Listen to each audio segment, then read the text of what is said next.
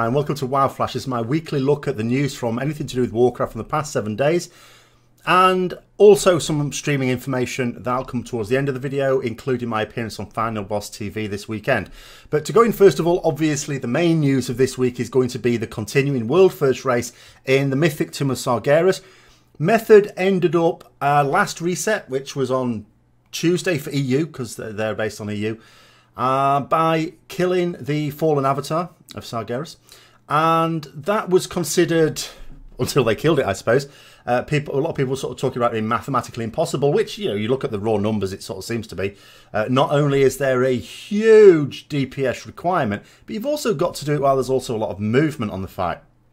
But there have been a couple of nerfs. Blizzard have actually been hot-fixing quite a few fights, and they've hot-fixed some more fights this reset, although to make them more difficult. In particular, what they've done is made certain abilities that could be immune before not immunable, so therefore making quite a lot of fights more difficult.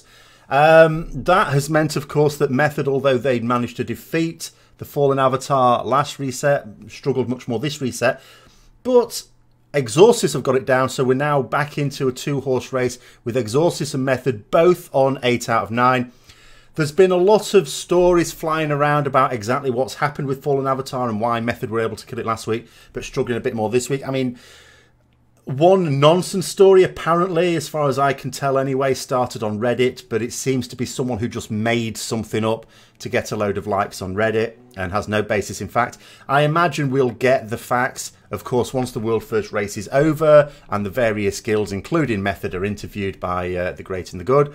But I think what we can say at this point is you've got to bear in mind, especially when you have a boss that's a super tight DPS check, is sometimes a guild, when they know what they're doing, they're just going through the motions and they're just waiting for a good pull, you know, where things go their way. There's always a certain amount of RNG with these things, and it may well be that when they killed it on Tuesday, that was when the stars aligned, everything went right. But it's still a super tough boss, and I don't know whether it's been made more difficult or what.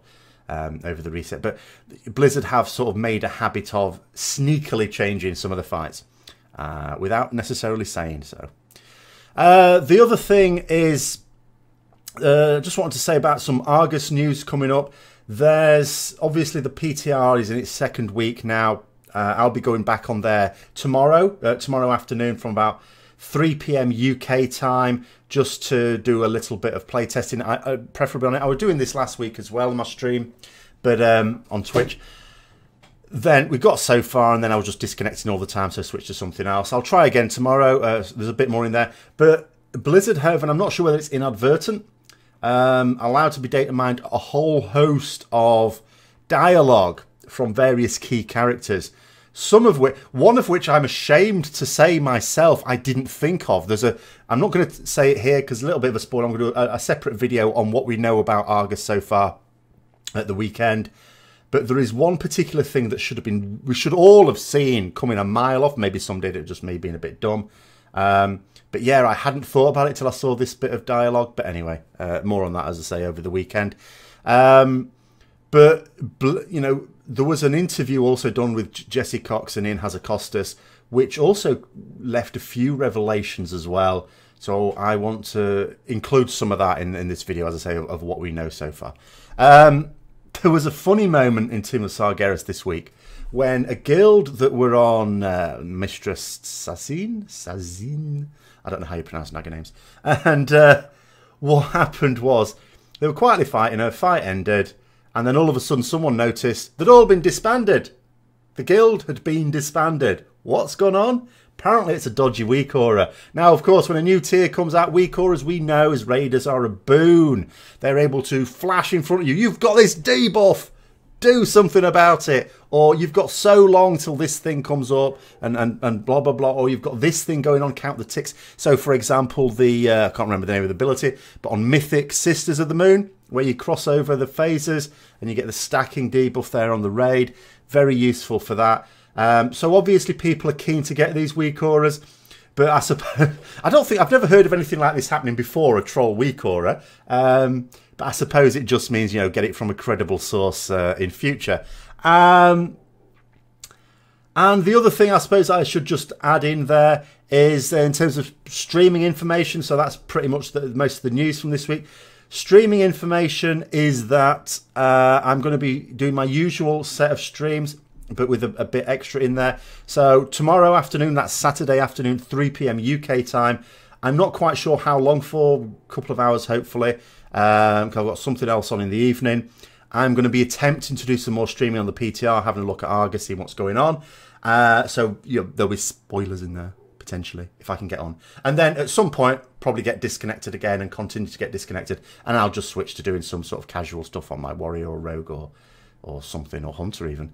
Or maybe even the paladin doing some world quests, I don't know. And then, as I say, this weekend is the turn for Retribution Paladins on Final Boss TV, so I'm going to be a guest on there, and that's going to be on Sunday.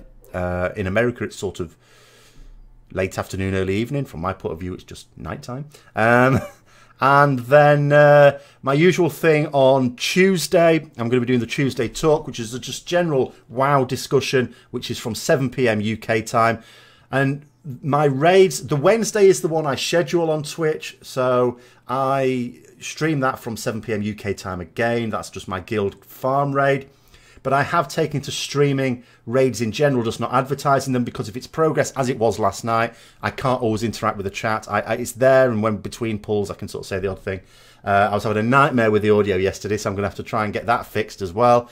But I am streaming more than the schedule suggests, we put it that way. And then the other thing is, because the final boss on Retribution Paladins is this weekend, I am due to do my own live rec Q&A again. So that will be next weekend. So that's going to be on Saturday the 15th, which will be 7 p.m. UK time again, which is my usual evening slot. I always sort of choose that because it's a nice time, I hope, anyway, for people in both the Americas as well as Europe. I know it's not for everyone around the world, unfortunately, but it seems to be the best time. So there we go. So thanks for watching, and until next time, I'll see you later.